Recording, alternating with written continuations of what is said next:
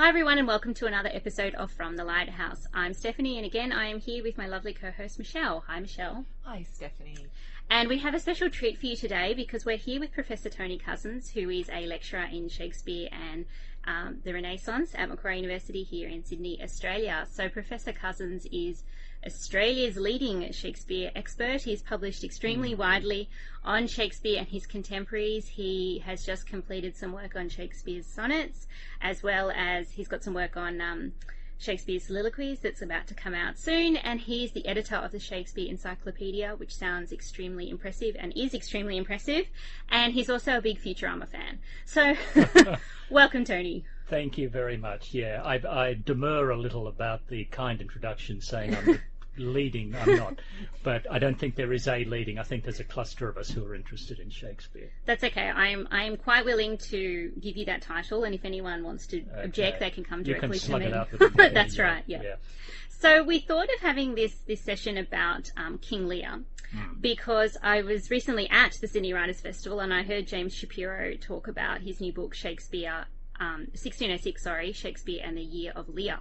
And so I thought we'd open with what exactly is important about 1606? Yeah, well, I think 1605 is actually more interesting than 1606 because 1605 is the year of the gunpowder plot, when people try to blow up James, and the whole point about blowing up James is that his father was blown up. So his mother was judicially executed and his father was blown up, and it's clear that the idea was to have James, in the last nanoseconds of consciousness, realizing that he was dying the same way his father did. So James was very scared of physical violence for obvious reasons and very sensitive about threats or perceived threats to his authority. He's a person who has a very powerful belief in the divine right of people such as himself to rule, and therefore the play really, if we're going to historicise it, is interesting because 1606 is a year of political uncertainty, but 1605 is the great year of political uncertainty. And the way that 20th century people produced King Lear was as if it were timeless. But in fact, even though the play is set in a mythical Britain far, far away, the whole point of the thing is that right from the very beginning it speaks to topical anxieties and fears for Shakespeare's audience. Now, I don't think, that said, that in my view it particularly addresses the gunpowder plot, but I think when you get that bit of preliminary exchange amongst Kent and Gloucester and Edmund, two issues are raised immediately which spoke to the fears and anxieties of Shakespeare's audience. It's a bit like a television episode of a police procedural from America where someone talks about terrorism or a bag being left in the Empire State Building gallery or something like that.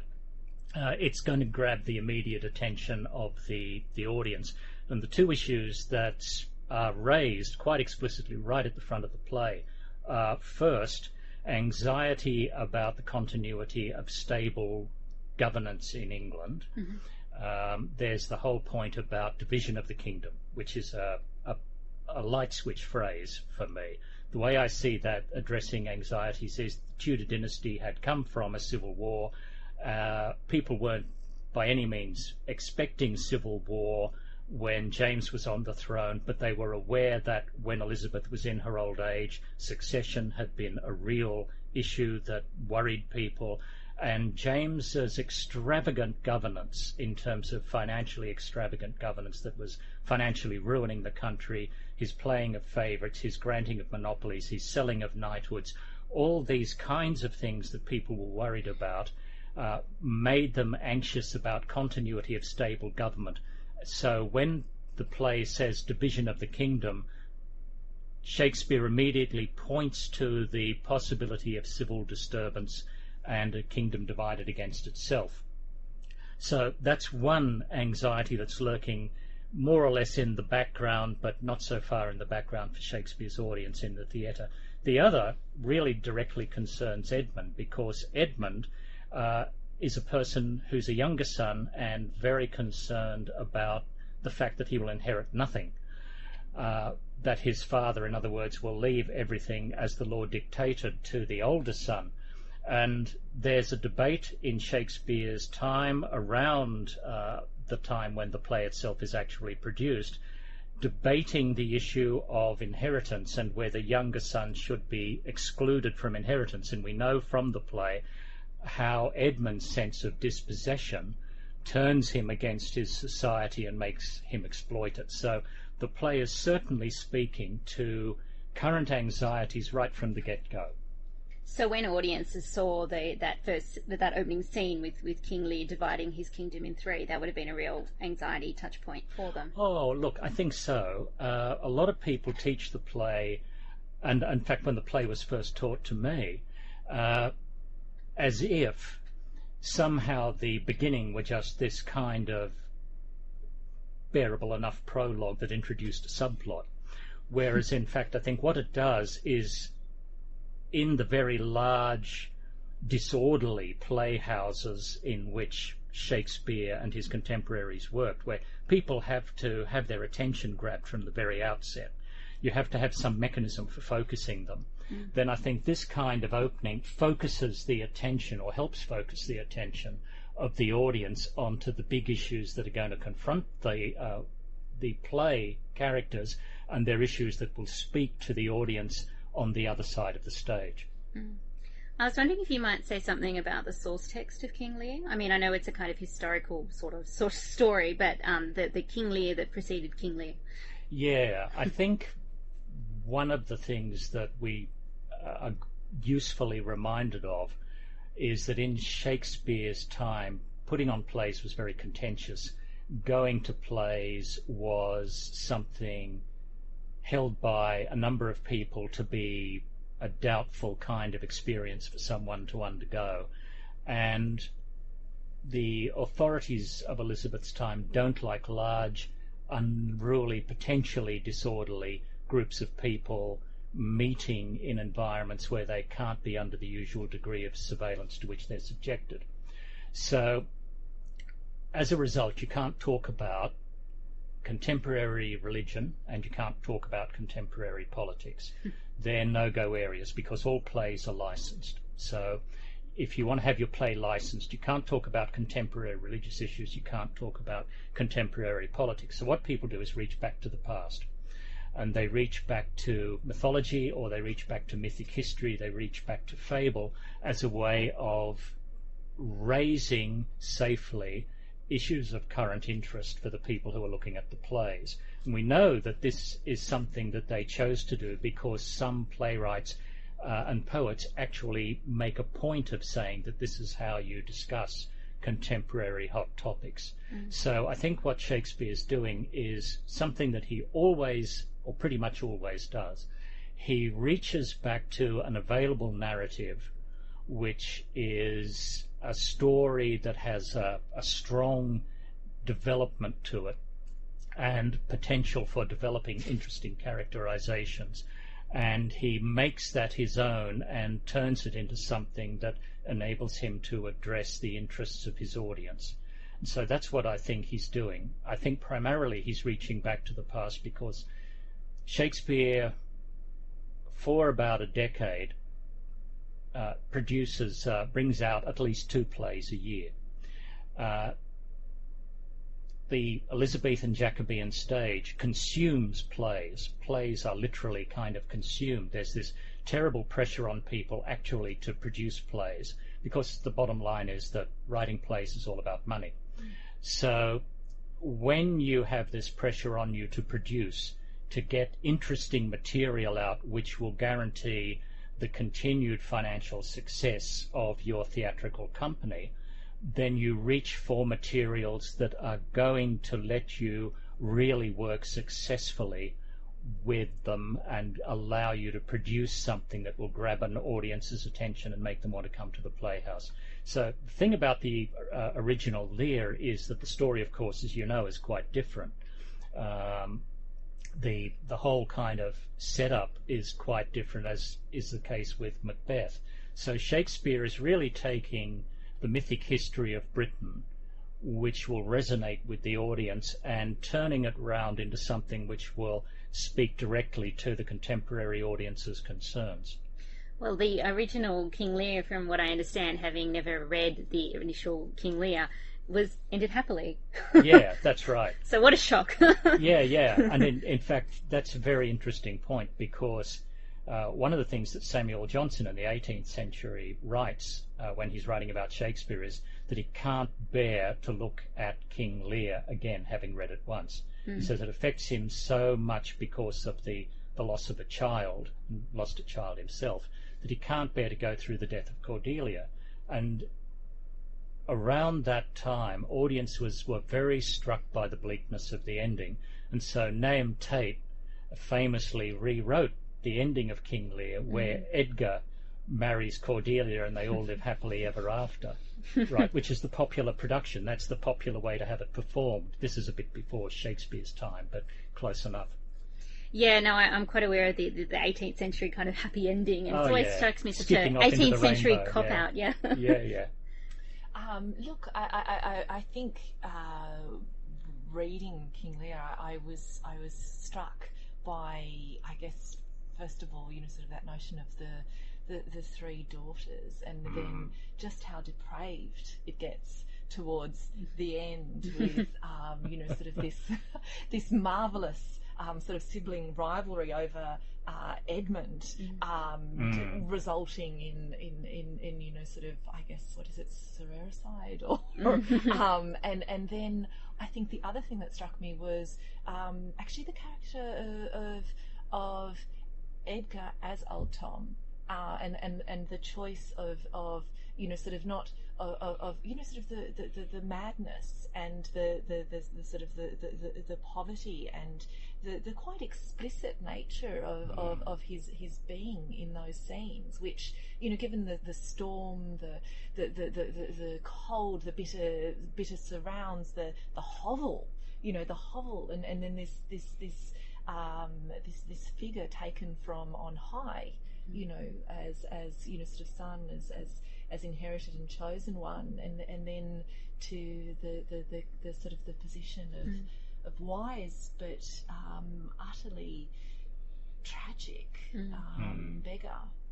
Well, the bleakness of the play, I think, is really what helped make it so popular after World War II. After World War II, for a while, I think Lear rivals or eclipses Hamlet in popularity, because since the very early 19th century, Hamlet was the great play, where you have as they would see it, romantic hero in isolation from his society, and there are Delacroix's illustrations to the play presenting Hamlet and Horatio in a very elaborate, romanticized costuming, walking through the landscape sort of thing. But after the 20th century, a guy called Jan Kott, this would be early to mid-60s, wrote a book that had a lot of attention around that time, called Shakespeare, Our Contemporary. And he, like a number of other people, was very conscious of how this play could speak to post-World War II Europe, a devastated world, a world that had turned in on itself, devastated itself, and then was left confronting the ruins. So the very bleakness that you're speaking to, and the starkness with which people are left to consider their own humanity, is something that people like Jan Kott or George Steiner, with the Holocaust in mind in particular, could find immediately compelling. Because I guess also, of course, you've got sort of that resurrection notion as well, because I mean he's I think he's virtually in a loincloth, and he's got his five the 5 wounds and the 5 clothes that he's had, and so I guess the feminist in me railed a little bit in terms of the sort of the disintegration between Regan and Goneril, and then I sort of initially was confronted by sort of Cordelia's sort of silence in the opening, and that determined refusal of eloquence, which of course makes make sense in a world where you're sort of trying to, at one and the same time, make use of rhetoric, but at the same time sort of be uneasy with it and critical of that sort of that serpent tongue, I guess. Yeah, well, that's a really interesting point, because Cordelia is. We started out talking about historicising, and Cordelia is sometimes used as a poster child for various historicist agendas. For example, one way of reading the play is to try and use it as a kind of mirror for your own concerns and preferences and priorities. And some people have tried to argue that, one in particular, that the play is really all about the experience of the social and political disadvantage experienced by Catholics in Elizabethan and then Jacobean England, and thereby turning Cordelia into a poster child for suffering recusant Catholicism. So Cordelia is like a martyr figure. Yeah, and she embodies for some people true religion, and so on and so on. But I think as when you look at Cordelia as distinct from Goneril and Regan, and I'll get onto that in a second, I find Cordelia really interesting, because surely what happens at the start of the play is that Cordelia's characterization, coming back to your anxiety, which I think is exactly right, about silence, resists that kind of easy idealization. One of the things that I think has been best written about the characterization was, predictably enough, by Coleridge, when he wrote that Cordelia is really her father's daughter.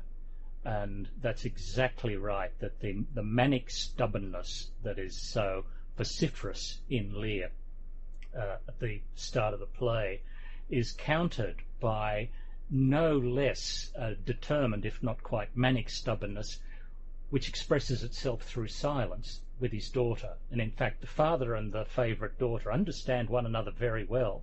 He pushes, and her first instinct is to push straight back, just like Daddy. Whereas Goneril and Regan, who are watching Daddy and favourite child play push against each other, must really be, I think, in terms of how we're to understand their characterizations, quite bemused, because they understand at the beginning of the play, oh, so this is the game we're playing. Who loves Daddy most? Well, I have my spiel. The next one says, yeah, me plus 50%, and, can we go now, kind of thing. And then Cordelia says, well, I'm not playing. Flicks hair, I'm not playing. Stomp a foot. And Lear loses it. So there's that. With Goneril and Regan later on, I think what I found interesting about their characterization was the way that they have a way of looking at the world which is never articulated in exactly the same terms as Edmund expresses his in Act 1, Scene 2, at the start there with "Thou nature art my goddess, to thy law my services abound." But clearly they find in him someone who looks at the world in the way that they think the world actually works, which is not the way that their father thinks it works. And Cordelia's view of the world actually, I think, corresponds closely to her father's, with some differences.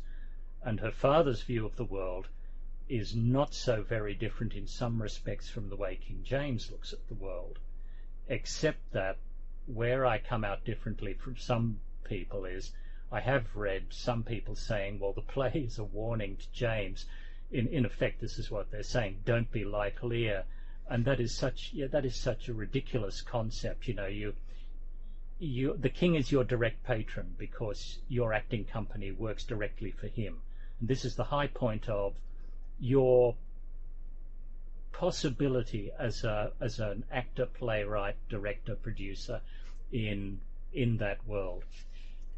I think it's actually much more possible to tie the play up with what Shapiro does at the start of his book. He talks about one of Ben Jonson's masks. Well, I'm not suggesting that King Lear celebrates James in the way that Jonson's masks celebrate James, but what I am saying is that rather than looking at the play and and taking the line, well, this is holding up for James a distorting mirror in which you say, I must not be like Lear. I think it's holding up a mirror of absolute kingship gone wrong in a pre-Christian society where one can think, but our society is Christian and we have an absolute monarch who is very different from Lear. So I think in its own subtle way, the play, which is so bleak, is actually able to be seen as celebratory in some respects of James. It was quite marvellous. I mean, I can't remember if it was Goneril or Regan, but in terms of demonstrating a sort of an understanding of a sort of a tyrannical and rather arbitrary notion of what power is, I think there's a moment when she's being critiqued for obviously all of the horrendous stuff that's going on, and she sort of pretty much says, well, I make the rules, sort of thing. So so there is no wrong because I say it's not. And of course she doesn't. She comes to a sticky end. But I still think that that's a marvellous moment in the play, and a real awareness of the way how, given the shifts in power that very much a part of a kingdom and a monarchy, how tenuous. Well, I think that's right, because one of the things that Shakespeare keeps coming back to in a lot of his plays is the idea of tyrant tragedy. And tyrant tragedy is a very popular dramatic genre in Shakespeare's world, because in a Europe of absolute rulers, people are very interested in the potentiality of sole rule to go to extremes of self-assertion and manipulation and exploitation. And so they're very interested by dramatic representations of tyranny. And Lear is a fascinating instance of the tyrant in a tyrant tragedy for a lot of reasons, but two of the more obvious are, one, that he's a tyrant who deposes himself at the start of the play. So there's this extraordinary moment when a tyrant in full possession of power, unquestioned power, as his entrance onto the stage immediately shows, he issues commands, and there's no question that anyone is going to say, but, or query this in any way at all. And so he's completely assured in his power, in his possession of it. So you've got a tyrant who deposes himself, and you've got a tyrant who, having deposed himself, has to go and discover what it is to be human. And hence, coming back to your point about Edgar in the hovel as poor Tom and so on, Lear starts looking at what makes people human, and he starts to render this in terms of acculturation, but he also starts raising another set of issues that people were debating at the time, which is, if there's natural law, what is it? And what does the law of nature, if there is a law of nature, incline us as human beings to do? Is it to tear one another to pieces, or is it to, and so, as in Edmund's speech in Act 1, Scene 2, survival of the fittest, a world of predators? Or is it a world where there are bonds instilled in us that we can recognise but all too often fail to observe, obligations that we should meet that don't meet, that define our humanity? And I think the play raises those very interestingly in connection with the whole idea of absolute power that has abused itself. I mean, as theatre, I mean, as a sort of a self-conscious play, the number of times that it's sort of characters in their guises where, they're finally properly seen for what they are, sort of, I think you've got Lear sort of actually taking on board Kent when he expelled him for speaking frankly, or when we've got those sort of scenes where got the cat in the farmhouse, or Edgar as poor Tom, and so you get this sort of dissembling and guises and sort of microcosms of, I mean, obviously in Hamlet as well, but plays within plays where it's a marvelous agenda in terms of an audience and an audience's apprehension of something that is a little bit uncomfortable in a sort of a strictly conservative moral sense. Yeah, it's. I think that ties in with, and again, a big cultural interest in the notion of transformation, and debates that have been going on, particularly since about 1500 in continental humanism, about the extent to which human beings are defined by their capacity for self-transformation, and then by self-transformation they say transformation into what, and that raises the question of not only what but how. And so can you transform yourself significantly by willing to do that, so it's voluntarist, or can you transform yourself by only by some outside means such as grace? So there's a whole interest in disguise in the way that you're talking about, and there's the cognate idea of transformation through disguise. Lear goes through a process of transformation in a way by stripping off things, by reducing. Edgar's survival mode is to put on a disguise, the way Hamlet puts on a disguise, and moves through the world. One of the people who doesn't disguise himself, Edmund, for example, does disguise himself. One of the people who doesn't, of course, is Kent. But Kent is, as you pointed out, a person who's marginalised at the start of the play, and he's marginalised at the end of the play. Yeah, look, I think the other sort of thing that I found in sort of, I guess, the structure of that play was sort of the parallel plots with, sort of Gloucester and Lear, and the way that it sort of eventuated in this sort of crossing over of sort of paths, and then this multiplying of complexities, because you find yourself sort of trying to hold in your mind at once, sort of the father betrayed by the daughters, the father betrayed by one son, the sort of the plot of legitimacy versus the sort of the radical sort of, I guess, petulance of Lear. And it's funny how the play seems to build in a way slightly differently to other plays of Shakespeare's because of that.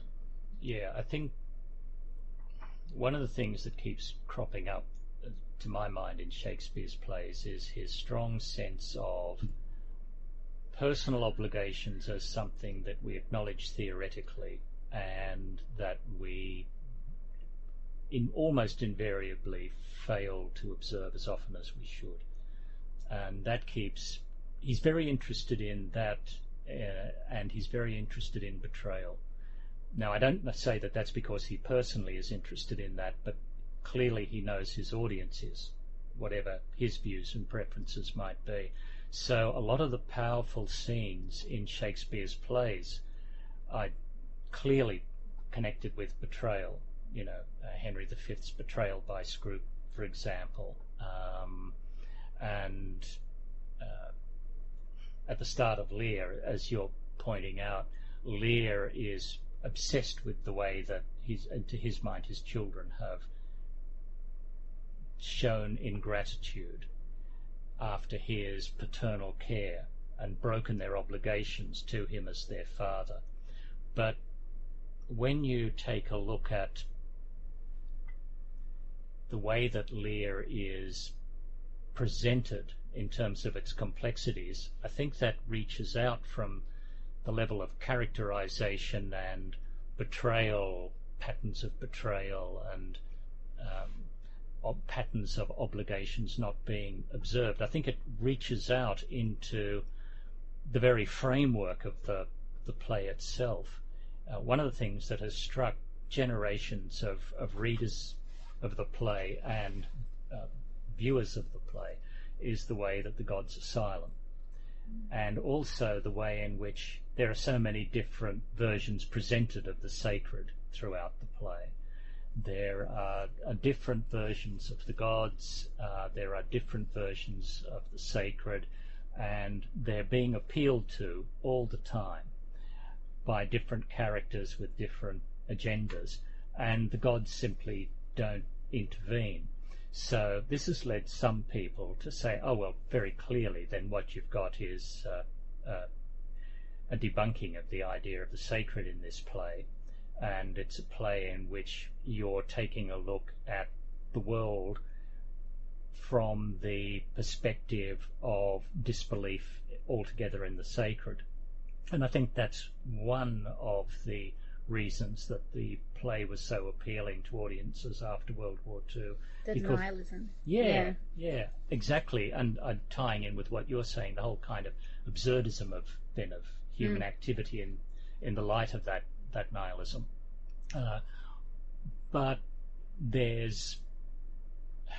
it's not that there's an out or a get out of jail free card in connection with this, but there's something which makes us say, well, the play does present a kind of dialogical view of the sacred, in which the sacred is appealed to, the sacred is identified, and the sacred doesn't manifest itself in the world of the play. It doesn't intervene in human relationships in the play. Albany says, I think it's Albany, just before Cordelia appears, the gods defend her, and then the next thing is the stage direction with the lines, enter Lear with Cordelia dead in his arms. Right, so you've got that stark juxtaposition. But the whole point of this is that, yes, that's right, but it's a play set in a pre-Christian world. It's a world before and completely outside Christian belief. And so therefore the expectations that might travel with different views, that they would be and could be very different, of conceiving the universe in Christian terms, don't apply within the world of the play. Yeah. So that although the gods are everywhere and nowhere simultaneously, the gods are everywhere and yet absent in the world of the play, that is within the world of the play, which is set inside a pre-Christian Britain. Yeah, because you've definitely got sort of pagan references all the way through. But then also I think the mythological ones, and sort of I think just as soon as you mentioned the gods, I was thinking about that moment where I can't remember who the character is who says, we are to the gods like it's Gloucester. flies are as flies to wanton boys, we to the gods, they kill us for their sport.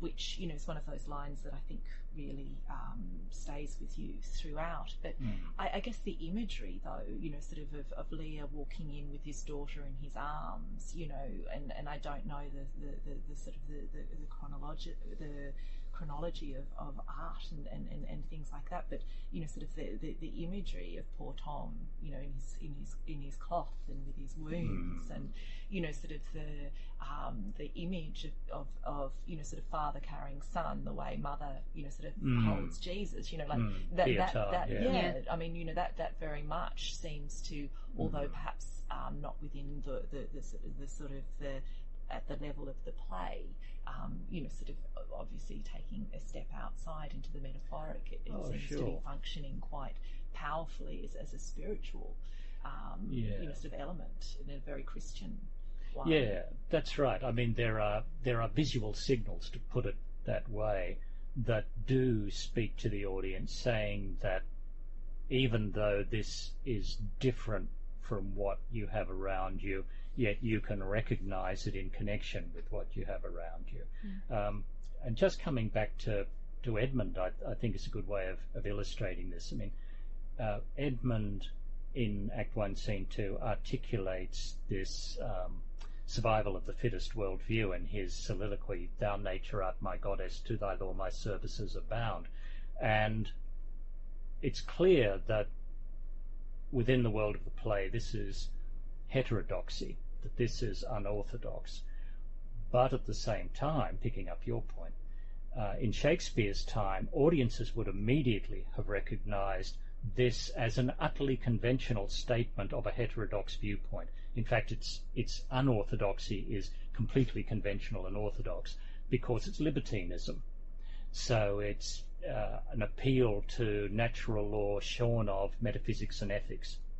And in that sense, therefore, Edmund, within the world of the play, is someone who is identifying a divinity in non-Christian terms, because within the world of the play that's what he's going to do. But people outside the world of the play can look at Edmund and say, oh yeah, okay, so he's articulating a libertine position, which he does, which is self-contradictory because, I mean, the whole notion of libertinism is about freedom, and yet the lexicon of that speech shows Edmund's obsession with his own illegitimacy. Illegitimate, bastard, are words that run through and through and through the speech, and he can't shake them out of his head. And at the end of the play he recants it. Some good I mean to do before I go. So the play definitely does have a way of not being contemporary in some respects, because it's not going to talk about Catholicism, it's not going to talk about a whole range of things, but it's talking about phenomena that speak to contemporary philosophical interests, political interests, and such like. Well, I'm interested in the fact, to go back to a bit to Cordelia, that a lot of modern productions of the play collapse Cordelia and the Fool into each other, and have often the same actor play Cordelia and the Fool. And I mean, I think that's also a kind of theatrical convenience, because Cordelia disappears for a long time, the Fool disappears at the end. Right. What do you think that's about? Is there some kind of connection between Cordelia and the Fool, and what does the Fool mean in this play? Yeah, I think there should be, now that you mention it, a new book on Shakespeare's Fools and Clowns. It may be that one appeared months ago and I just haven't caught up with it yet. There you go, Jimmy. That someone, someone is working on it now and I just don't know about it. But Shakespeare's obviously, as you're right in saying, very interested in fools and clowns who are truth speakers. And maybe there are two things there. One of them is the whole idea of doubling. People are interested in the practicalities of theatrical production in Shakespeare's world, what the stage was actually like, how you actually worked the machinery and what that could do and what it couldn't do, and then how you could get actors going off stage, changing costume and coming back on to double up in role play. So there's been a lot of interest in that, and I think doubling Cordelia and the Fool certainly reflects an interest in Elizabethan Jacobean theatrical practices. But no less equally and clearly it shows the concern for identifying Cordelia and the Fool as being similar in as much as they're choric in function and they're truth tellers. They're truth speakers in the play, like Kent, so they have a kind of choric function insofar as they point Lear in the direction of what Elizabethan and Jacobean audiences would have identified as right reason. That is, not just what's logical, but what is morally sound, a kind of rational and morally appropriate apprehension of the world around you. So the Fool and Cordelia, in their different ways, point up to Lear what right reason would be, given that he's abusing right reason by his conduct so often throughout the play, inasmuch as he's a self-dispossessed and displaced tyrant who still thinks that he's the centre of his world.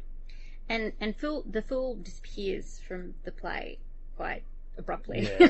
I'm interested to know how you read that, because there's been kind of a lot of discussion about that in the criticism. Yeah, and my poor Fool is hanged. Yeah, that's right. Well, people have debated for a long time, as you would know, whether that's a reference to Cordelia, who is hanged and cut down by Lear, or whether it's a reference to the fool himself. And personally, the way I read the lines is I see it as a reference to the fool. Cordelia is hanged and the fool is hanged. And given, supposing that they were doubled on the stage, then appropriately they both die the same way. But when he says, he doesn't say my poor fool is hanged, meaning, which could obviously mean Cordelia. He says and, meaning obviously in addition my poor fool is hanged. Now he might mean and everything is going to hell in a handbasket, my poor fool is hanged, or he might mean, which I take it he does, here is Cordelia dead in my arms and my poor fool is hanged. So I think that accentuates the sense of loss that pervades the play. The New World Order doesn't exist, there's just governance by survivors. Well, and the play is littered with dead bodies at the end. Almost everybody's dead. That's right. Bring on Goneril, bring on Regan. Yeah. I've always felt sorry for Goneril and Regan, because I've often thought that Lear is actually acting really badly. Turning up with these 100 drunk nights and just rousing, and I'd kick him out too if it was making that much noise. Well, yeah. I mean, a long time ago, people, when Lear was on the HSC, would get answers which basically were indignant about Lear, as if he was some kind of misbehaving old age pensioner, who just didn't Poor know little how, thing. didn't know how lucky he was, and here he is, making a mess and behaving badly, and well, look, he gets what's coming to him. Yeah, and he turns up with 100 knights that are drunk. Oh, shame. Come on. I mean, I'd turf him too. Yeah, well, Lear's not I don't find Lear a particularly lovable character myself, but, He always reminds me of Henry VIII. Yeah. In that Henry VIII is a tyrant that... And deeply unlovable. Yeah. Yeah. I don't think, though, that Shakespeare necessarily been thinking about that. No, but it's an interesting contrast with the play that he co-authors about Henry VIII, which is pretty, as you'd expect, adulatory. But it certainly does have a certain kind of resonance with Henry VIII. Yeah. And the abuse of power. Is it that idea? It doesn't matter how bad your king tyrant is. He's still that legitimate. He's still that legitimate. Heir of sort of with the line stretching back to God sort of thing, because it's otherwise very difficult to countenance, because it sort of reflects badly on Cordelia too, really. And I think. I mean, it was interesting to see the way that, in many respects, the two sons Edmund and Edgar, as much as Edmund sort of behaved abominably, he still seemed to maintain sort of a place of some affection, and then to in the end repent as he does. Was sort of it was something just a little bit. I mean, it wasn't unexpected in the terms of repenting, but it just made me feel insecure in his characterization all the way through. Added to the fact that he absolutely had Goneril and Regan, falling over themselves to over the get bad him. boy. Yeah. Yeah. Well, see, coming back to Cordelia, I think that brings up your point about Cordelia, brings up another way of historicising the play, which is in terms of debates about how far a subject can resist the authority of the legitimate ruler in power. And to give you an example of this, a bit down the track, when James's son Charles I is ruling, before one of the battles, I mean, it might be Naseby, I forget which, and both sides, the royalist side and then the, let's call them Puritan side, are lined up against each other. one of the first things they do is they start shouting biblical verses at one another. And, well... As you do. As you do, yeah, that's right. Come outside a pub 1 a.m, get in an argument, start shouting biblical verses at one another. So, it happens so often. Yeah. So what happens is that one side is shouting out verses to the effect that God gives you kings, and if there are problems, you put up with it because they're given by God, and they're given, if they're bad, they're given to punish you. And power shouldn't be questioned, a lot of stuff from Paul and Romans and so on. And then other people are shouting out verses about evil kings being murdered and evil kings being abominations and being deposed by God and so on. So there's that comes at the end of, not that it's by any means the conclusion too, but it comes after, I should say, a long debate about a subject's right to resist legitimate power that's exercised illegitimately. And so the whole question of how to respond, see, that's one of the appeals of tyrant tragedy, I think, for Shakespeare's contemporaries. When you look at the tyrant, then one of the questions that comes up is, to what extent can you not only dissent from what the tyrant's doing, but can you resist what the tyrant's doing? And Cordelia resists, and consequences follow. See, for me, one of the most interesting things about Cordelia's resistance, coming back to Coleridge's point about how like daddy she is, it never crosses Cordelia's mind, what will happen if I say no? By which I mean, what will happen to other people if I say no? She never thinks about anyone else. So Lear says, I want X. How much do you love me? Let's hear it till I want you to stop. And he doesn't care how other people are affected by this. The extent to which they believe in it or don't believe in it never crosses his mind. The extent to which there might be consequences of dividing his kingdom never crosses his mind. When Cordelia confronts Lear and says no, and then keeps on saying no, and he loses his temper progressively, and she keeps on saying, well, no, it never crosses her mind, if I say no and the kingdom is divided in two, or if I say no and I make all of this, which could be a simple theatrical exercise, a display of politics, into something about resistance and about refusal, then what will be the impact on other people? And the bottom line is that as a result of Cordelia's refusal, you get the deaths of thousands of people, including herself. Right.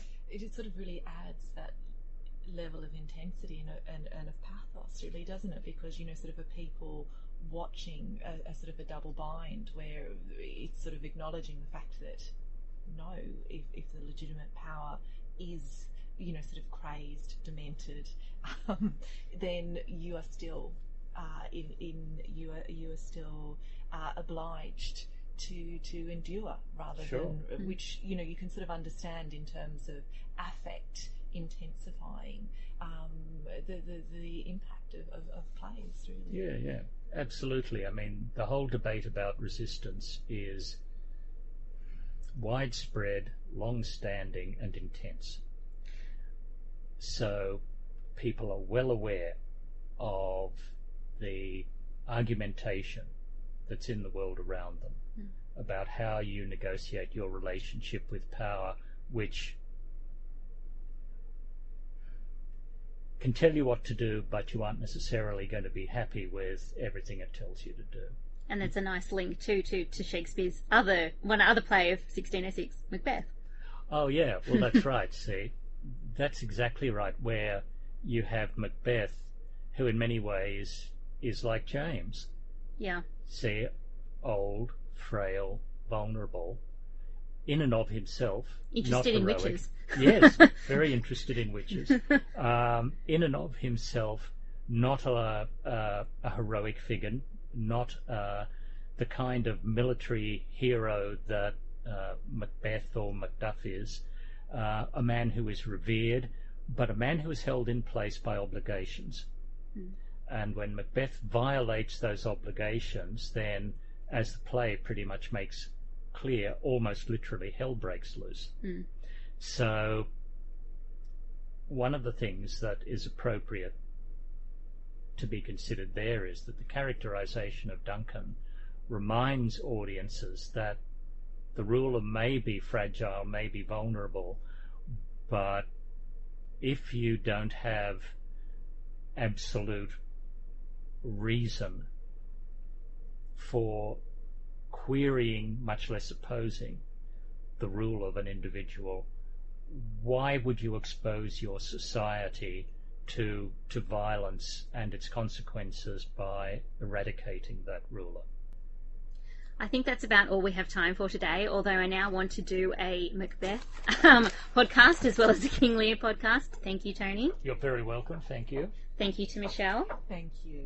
And I just wanted to let you know, listeners, that it would be really fabulous if you could rate and review us on iTunes, because I know from listening to other podcasts that that's apparently really useful.